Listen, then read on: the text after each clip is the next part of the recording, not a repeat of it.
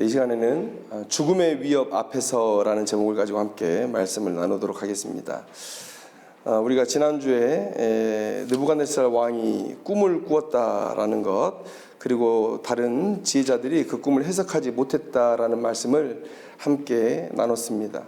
왕이 이제 명령을 내렸죠. 시간을 벌려고 하지 말아라. 너희들이 꿈의 해석이 아니라 내 꿈까지 맞추지 못하면 너희들을 다 죽일 것이다. 그래서 이제 어떻게 그들이 알겠어요? 인생이 어떻게 자기가 꾸지도 않은 꿈을 알 수 있겠습니까? 자기가 꾼 꿈도 잘 기억을 못 하는데. 그래서 이제 왕의 명령이 내려졌고, 이제 근위대장 아리옥이 이제 이 지혜자들을 잡아서 죽이기 시작하죠. 아마 한꺼번에 모아서 이제 죽이려고 했던 것 같아요. 그래서 막 체포하러 다니고 있습니다. 바벨론에서 이 다니엘과 또 그 세 친구들도 어렸을 때부터 이 바벨론 왕 아래서 자랐고 또 지혜자로서 섬기고 있었던 것 같아요. 이제 그들도 꼼짝없이 죽어야 할 상황 가운데 처해 있게 된 것이죠. 그래서 근위대장 아리옥이 이제 다니엘을 찾으러 왔는데, 다니엘이 뭐가 그렇게 급하냐, 나를 왕 앞으로 인도해 달라. 그래서 왕 앞에 갔습니다. 왕 앞에 가서 왕이시여, 제가 왕의 꿈의 해석을 해드리겠습니다. 조금의 시간을 주십시오라고 얘기해요. 근데 이게 왕이 그렇게 못 해주겠다고 했던 거 아니에요? 그 지혜자들에게 너희도 시간 벌려고 하지 말아라. 내 꿈까지 맞춰라. 근데 지금 다니엘이 똑같은 얘기를 하는 거거든요. 시간을 더 주십시오. 제가 왕의 꿈을 해석해 드리겠습니다. 그런데 저는 이제 이 상황 속에서 아마도 다니엘이 그렇게 얘기한 게 아닌가 싶어요. 당신의 꿈도 내가 맞추겠습니다. 그리고 여러분 알다시피 다니엘이 어렸을 때 물과 채소만 먹었죠. 물과 채소만 먹음으로 인해서 그 얼굴빛이 더 안 좋아질 거라고 생각했는데 그렇지 않았어요. 그리고 왕 앞에서 지혜를 자랑하는데 이 다니엘의 지혜가 다른 사람들보다 10배는 더해서 왕이 지금 그 사실을 알고 있는 것 같아요. 그래서 다니엘의 말, 또 내 꿈까지 맞추겠다는 말을 했기 때문에 아마 시간을 줬던 것으로 보입니다. 그리고 다니엘이 이제 돌아가서 자기 3명의 친구들에게 함께 기도해달라. 너와 우리가 죽임을 당하지 않도록 하나님 앞에 함께 기도하자. 그리고 이제 하나님께서 역사하셔서 꿈을 보여주셨고, 왕이 이 다니엘의 그런 능력, 또 하나님의 능력에 대해서 탐복하는 그런 장면까지 나타나게 됩니다. 오늘 제가 이 말씀을 묵상하면서 3가지 이 적용점을 함께 나눠보려고 해요. 오늘 이 이야기 속에서 우리에게 주신 교훈 첫 번째는 뭐냐면, 고난을 돌파해야 하나님의 뜻을 알 수 있다는 거예요. 고난을 돌파해야 하나님의 뜻을 알 수 있다. 방금 제가 말씀드린 것처럼 이 다니엘은 다른 사람보다 지혜가 10배나 더하더라, 이런 얘기를 들었고 그렇게 지혜자로서 바벨론에서 섬기고 있었기 때문에 오늘 꼼짝없이 이 죽을 상황에 처해 있었다는 것이죠. 그런데 다니엘은 아직까지는 그렇게 높은 지위에 있는 것 같지는 않아요. 왜냐하면 왕이 자기의 꿈을 해석하기 위해서 지혜자들을 불렀는데 거기에 다니엘이 속해 있지 않았다는 것이죠. 그래서 왕 옆에 지근거리에서, 가까운 거리에서 이 왕을 보좌했던 지혜자들은 다른 사람들이었고 다니엘은 아니었던 것 같아요. 지혜자로서 일은 하고 있었지만 그러나 왕의 제일 먼저 부르는 그런 지혜자들은 아니었다라는 것이죠. 그런데 그에게 갑자기 죽음의 그림자가 드리워졌습니다. 자기가 하지 않은 일로 지금 죽음의 위협 가운데 놓이게 되었죠. 그런데 우리는 이 일이 왜 일어났는지를 알고 있어요. 왜냐하면 성경을 우리가 다 읽었기 때문에 그렇습니다. 다니엘은 이 꿈을 해석함으로 인해서 하나님만이 모든 신들의 신이고 모든 왕들의 주제라는 것을 밝히게 되었죠. 그래서 지혜를 가진 자로 인정을 받고, 그리고 모든 지혜자의 어른이 되었다, 이렇게 성경이 기록하고 있어요. 그러니까 오늘 느부갓네살이 이 꿈을 꾼 일은 이 다니엘을 이 바벨론에서 지혜자로 세우시기 위한 하나님의 큰 그림이었다고 우리가 볼 수 있습니다. 그런데 만약에 다니엘이 하나님을 의지하지 않고 왕의 명령에 굴복했다면 어떻게 됐을까요? 그는 그냥 죽임을 당했을 것입니다. 자신에게 왜 이런 시련이 닥쳤는지도 모르고 자기의 생을 마감해야 됐을 거예요. 그런데 다니엘은 어떻게 했습니까? 하나님을 의지했어요. 또 기도했어요. 그래서 하나님께서 응답을 주셨고 그 상황을 이해하게 되었죠. 하나님께서 큰 뜻을 품으시고 나를 자기의 뜻을 성취하기 위한 이스라엘을 사랑하기 위한, 또 인류의 이 미래를 위한 그런 일들을 위해서 사용하시기 위해 오늘 나에게 이 시련을 주셨구나. 그 사실을 이 고난을 돌파하고 난 뒤에 알게 된 거예요. 무엇으로요? 믿음으로.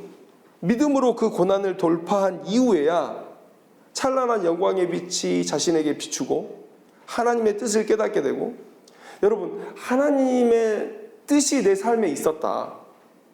내가 걸어올 때는 그 일들이 어떤 의미를 가지고 있는지 내가 알지 못했지만, 이 시간을 지나고 나니까 내가 하나님의 뜻이 나와 함께 있었다는 것을 알게 되었을 때 그 기쁨이 얼마나 클까요? 우리가 인생을 살면서 우리가 잘 먹고 잘 살고 내 이름을 날리는 것 아무 의미 없습니다. 하나님의 사역에 얼마만큼 우리가 동참했는지, 얼마만큼 헌신했는지, 하나님의 명령을 따라 얼마나 내 이웃을 사랑했는지, 하나님의 뜻과 내 삶이 함께한 그 삶의 부분만 의미가 있는 거예요. 그런데 다니엘이 믿음으로 그냥 그 길을 헤쳐나왔는데, 헤쳐나와 보니까 하나님의 뜻을 알게 됐어요. 그 뜻이 나와 함께 있다는 것을 알게 되었을 때 얼마나 기뻤을까? 자기의 삶이 얼마나 의미 있고 보람됐을까? 여러분, 우리가 어떤 모습을 가지고 살든지 하나님은 우리의 각자의 모습 속에서 하나님의 계획이 있다는 것을 믿고 그 상황을 극복해 나가시기를 원하신다는 거예요. 그 상황을 극복할 때 비로소 우리는 우리를 향한 하나님의 계획과 축복된 미래를 누리게 된다는 거예요. 여러분, 다니엘이 이 상황을 믿음으로 담대히 극복했을 때 바벨론에서 높이 들림을 받았죠. 그리고 큰 제국 바벨론에서 하나님의 말씀을 선포하는 하나님의 일꾼으로 살게 되었어요. 그리고 또 그가 이스라엘이 포로에서 귀환하는 일에 얼마나 귀하게 쓰임을 받았는지 모릅니다. 이 고난을 극복한 뒤에 그가 영광을 누렸고 하나님에게 귀하게 쓰임을 받았다. 여러분, 우리에게도 하나님의 뜻하심이 있죠. 우리 모두 다 하나님의 자녀로 부르심을 받은 자들 아닙니까? 각자에게 다 하나님의 뜻하신 의미, 계획이 있어요. 여러분, 우리는 절대 버리는 카드일 수가 없습니다.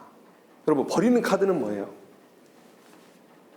카드가 한정되어 있는데 제가 넘치도록 카드를 가질 때 그냥 이 카드를 비우기 위해서 버리는 카드일 수도 있고, 아니면 상대방의 카드를 좀 알기 위해서 살짝 미끼처럼 내보이는 버리는 카드일 수도 있어요. 여러분, 그런데 우리 인생은 버리는 카드일 수가 없다는 거예요. 왜요? 하나님은 상대방의 패를 보실 필요가 없는 분이시기 때문에.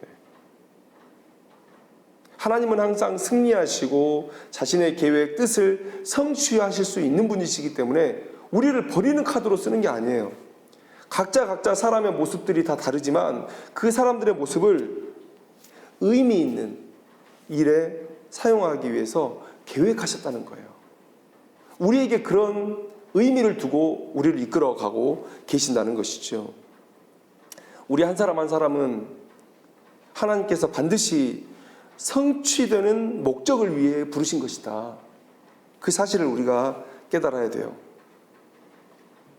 그래서 우리는 우리의 상황과 상관없이 하나님만을 바라보고 믿음으로 이 상황을 견뎌내야 되는 겁니다. 우리가 지금은 알 수 없지만 하나님께서 반드시 알게 하실 거예요. 그리고 그 하나님의 뜻을 이해하며 감사할 날이 곧 올 것이다. 그런데 많은 사람들이 상황을 극복하지 못해요. 그래서 나락으로 떨어집니다. 그리고 하나님의 영광을 가리우는 편에 서서 살아요. 돈을 사랑한 가룟 유다가 있습니다. 세상의 즐거움을 택한 데마가 있어요. 권력의 맛을 포기하지 못한 사울이나 예수님 시대의 제사장들의 무리가 있습니다. 그리고 세상의 인기를 포기하지 못한 시몬도 있고, 그리고 바리새인도 있었어요. 이것들이 요즘 우리에게 닥친 어려움이죠. 그런데 이런 어려움을 이겨내지 못하고 넘어지고 무너지고, 하나님께서는 우리를 영광스럽게 하기를 원하시는데 그 뜻을 알지도 못하고 그냥 그 힘든 시련에 무너져 버려요. 얼마나 안타깝습니까? 강원도를 가다 보면 우리나라에서 가장 긴 터널이 있습니다. 멋 모르고 들어갔는데 너무 길어서 깜짝 놀랐던 터널이 있는데 인터넷을 찾아보니까 우리나라에서 가장 길어요. 길이가 얼마 정도 되는지 아세요? 11km. 인제 양양터널입니다. 인제 양양터널. 멋 모르고 들어갔을 때 도대체 이 터널이 언제 끝나나 정말 답답하고 깝깝했던 경험이 있어요. 아마 기억하실 거예요. 제가 운전하다가 말을 해서. 우리의 인생이 이럴 수 있습니다. 언제 끝나지? 답답하다. 그런데 하나님께서 우리의 상황을 반드시 종식시켜 주시고 이 다니엘처럼 영광 가운데 우리를 이끌어 가실 거예요. 자신을 죽이려는 이 시련을 극복하고 나서야 하나님을 발견한 이 다니엘의 모습처럼 우리 또한 우리의 상황을 극복하고 또 하나님의 뜻을 발견하기를 소망해요. 나를 향한 하나님의 계획이 나와 함께 있었다는 것. 그것을 알 때 우리의 삶에 큰 기쁨이 있다는 것. 여러분들 기억하시고 다니엘처럼 믿음의 시련을 믿음으로 이겨낼 수 있는 그런 지체들이 되기를 소망합니다. 두 번째 오늘 이 본문의 말씀이 우리에게 주시는 교훈은 뭐냐면 돌파의 방법이 기도라는 거예요. 그런데 오늘 본문에서 강조하는 것은 합심기도를 얘기하고 있어요. 여러분 다니엘이 이 피할 수 없는 죽음의 위협 앞에서 가장 먼저 뭘 했는가라는 거예요. 기도했다는 거예요. 혼자 기도한 게 아니라 합심해서 기도했다는 거예요. 다니엘 2장 17절에서 18절 말씀을 보면 다니엘은 아리옥을 따라가서 왕을 뵙고 난 이후에 세 친구들에게 먼저 기도를 부탁합니다. 아마 그 얘기를 듣자마자 먼저 기도했겠죠. 그러고 나서 합심 기도의 필요성을 느끼고 그들에게 얘기한 것입니다. 첫 번째 이유는 이거일 수도 있겠어요. 그들도 지혜자였기 때문에 죽음의 위협 가운데 있었죠. 너희들도 지금 이 상황을 알고 우리의 생명을 위해서 기도해야 될 것이다. 그런데 저는 그것보다 더 중요한 이유는 뭐냐면 이 다니엘이 합심 기도의 능력을 알고 있었기 때문에 함께 기도를 요청한 것이라 라고 생각합니다. 마태복음 18장 19절 20절 말씀에 이런 말씀이 기록되어 있습니다. 진실로 다시 너희에게 이르노니 너희 중에 두 사람이 땅에서 합심하여 무엇이든지 구하면 하늘에 계신 내 아버지께서 그들을 위하여 이루게 하시리라. 두세 사람이 내 이름으로 모인 곳에는 나도 그들 중에 있느니라. 자, 이 말씀은 곧 교회를 정의하신 거예요. 두세 사람이 모인 곳에 나도 그들 중에 있겠다. 예수님의 이름으로 모인 공동체가 바로 교회죠. 그런데 19절 말씀에 두 사람이 합심하여 기도하면 들으신다고 얘기해요. 그러면 이 말을 종합해 보면 이런 뜻이죠. 교회가 기도하면 듣겠다 하시는 거예요. 교회가 한마음 한뜻 되어 내게 부르짖으면 내가 반드시 그 기도에 응답하겠다. 둘이어도 좋고요. 셋이어도 좋고 많으면 많을수록 좋아요. 더 많은 사람들이 모여서 하나님의 뜻에 합한 기도를 올려드릴 때 하나님께서 그 기도를 반드시 들으시고 응답하실 것이다. 그 말씀을 예수님께서 우리에게 하신 거예요. 합심해서 기도하라. 여러분, 하나님은 무슨 일이 닥쳤을 때 한 사람이 대표로 기도해 라고 말씀하지 않으셨어요. 한 사람이 대표로 기도해 그렇게 말씀하시지 않으셨어요. 자, 모세의 중보 한번 생각해 봐요. 이스라엘 백성들이 멋모르고 하나님 앞에 불순종할 때 모세가 중보해서 그들이 생명을 얻습니다. 살 길을 얻어요. 그게 이상적인가요? 이스라엘 백성들이 어렵기 때문에 어쩔 수 없이 모세가 나선 거예요. 하나님께 가장 이상적인 성도의 모습은 어떤 모습입니까? 모든 사람이 한마음 한뜻 되어 하나님의 뜻을 따르는 것이고 함께 기도하는 거예요. 이 모습의 가장 좋은 예가 이스라엘에게서 나타나지 않고 니느웨 백성들에게서 나타나죠. 하나님께서 이 니느웨 사람들의 죄악을 심판하기 위해서 이제 일하실 건데 요나를 통해서 그들에게 경고를 하세요. 근데 요나는 별로 마음이 동하지는 않지만 항상 자기를 괴롭혔던 아수르였기 때문에 마음이 동하지는 않지만 그래도 하나님의 명령을 따라서 그냥 갑니다. 가고 또 열심히 전하지도 않아요. 경고를 전하지도 않습니다. 그런데 그 말을 듣고 이 니느웨 사람들이 회개를 해요. 정말 이례적으로 온 민족이 일어나서 하나님 앞에 부르짖습니다. 요나서 3장 5절 말씀에 니느웨 사람들이 하나님을 믿고 금식을 선포하고 높고 낮은 자를 막론하고 굵은 베옷을 입은지라. 놀라운 회개의 모습이죠. 금식을 했다. 내 생명을 버리더라도 하나님 앞에 용서를 받아야 되는 거예요. 그래서 금식을 하는 겁니다. 그리고 높은 자나 낮은 자를 막론하고 다 굵은 베옷을 입고 회개를 했다는 거예요. 그래서 하나님은 니느웨 사람들을 용서하셨죠. 하나님께서 우리에게 원하시는 모습이 바로 이거예요. 하나님은 죄를 지었을 때 한 사람이 대표로 기도해라 라고 말씀하지 않으셨습니다. 하나님이 어떤 강구의 제목이 있을 때 너 한 사람이 기도해라 라고 말씀하지 않으셨어요. 온 민족이 함께 기도하는 거예요. 그래서 이스라엘의 선지자들이 이스라엘 백성들에게 메시지를 선포할 때 너희들이 회개해야 된다고 말씀하세요. 함께 기도할 것을 요청하고 있어요. 함께 한마음 한뜻해서 기도할 때 하나님의 마음이 얼마나 기쁘실까. 청교도 신학자 조나단 에드워즈가 기도 합주회라는 말을 했습니다. 기도 합주회. 솔로 노래를 한다거나 솔로로 연주를 한다거나 아름답죠. 정말 아름답습니다. 그런데 그 아름다움이 어떻게 합창이나 합주에 비견될 수 있을까요? 비교가 안 돼요. 여러 악기들이 모여서 한 화음을 만들어낸다. 여러 목소리들이 만들어서 하나의 화음을 만들어낸다. 정말 아름다운 일입니다. 그런데 조나단 에드워즈가 우리의 이 합심 기도를 이 기도 합주회라고 표현을 했어요. 누가 들으시는 연주입니까? 하나님께서 들으시는 연주. 하나님의 믿음의 공동체들이 함께 기도함으로 아름다운 화음을 만들어내고 하나님은 그 아름다운 화음을 들으시고 어찌 잠잠하실 수 있겠어요? 기꺼이 우리의 기도를 응답해 주신다는 것이죠. 하나님께서 오순절 성령의 임재를 두고 대표로 베드로야 네가 기도해라, 아니면 12사도들아 니들이 기도해라 라고 하지 않으셨어요.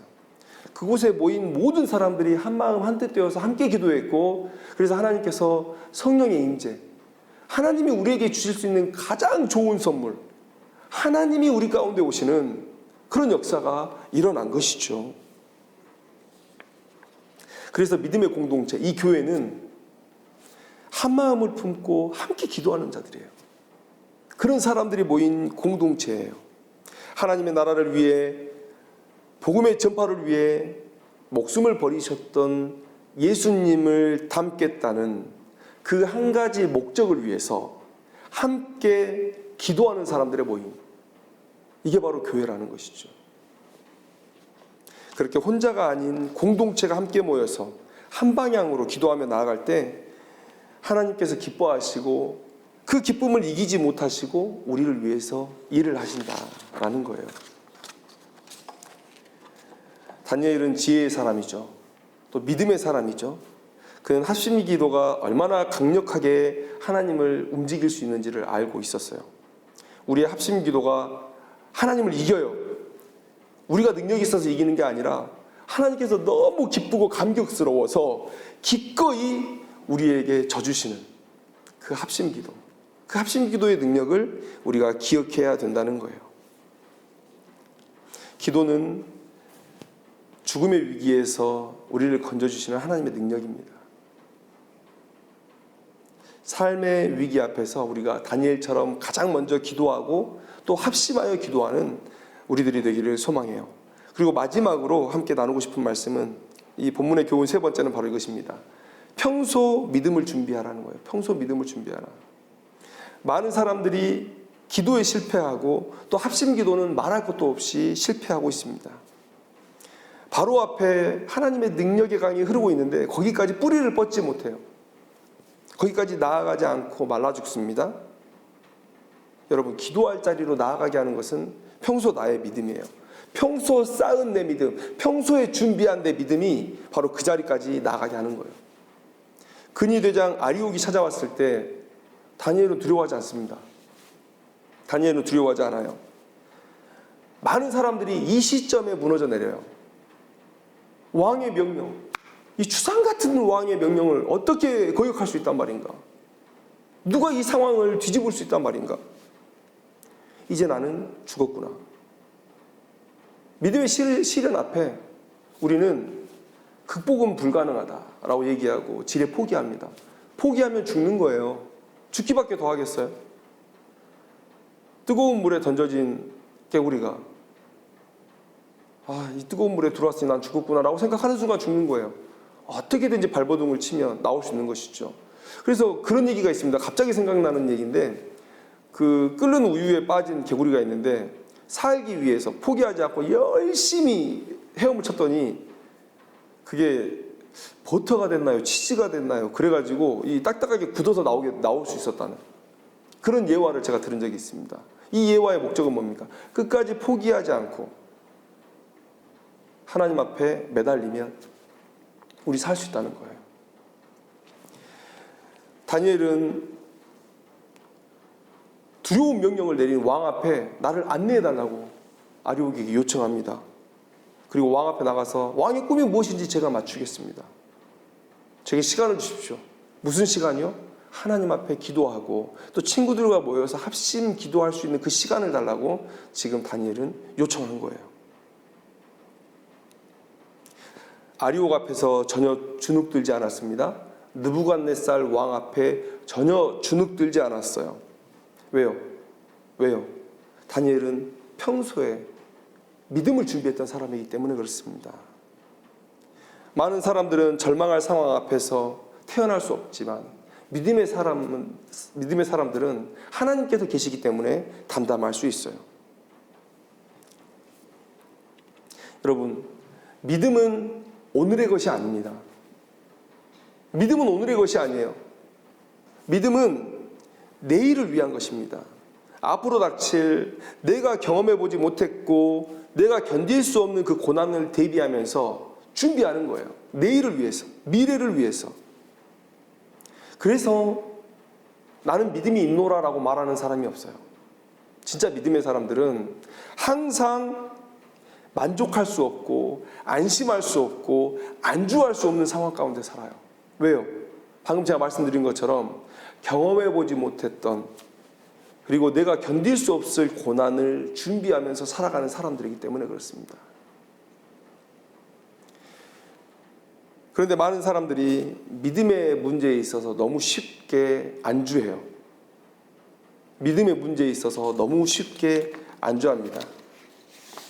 그런데 다니엘은 우리가 앞에서 물과 채소를 먹고 살았던 다니엘의 모습들을 보면 정말 그 이전부터 꾸준히 하나님 앞에 내 믿음이 무너지지 않을 수 있도록 준비해왔던 사람이에요. 지금 엄청난 위기 가운데 있잖아요. 사람 앞에 어떻게 이것보다 더 큰 문제가 있겠어요? 왕이 나를 죽이겠다는데 이 문제는 내가 풀 수 없는 문제고 왕이 나를 죽이겠다는데 내가 어떻게 이 상황을 극복할 수 있겠어요? 많은 사람들이 이 상황에서 포기할 겁니다.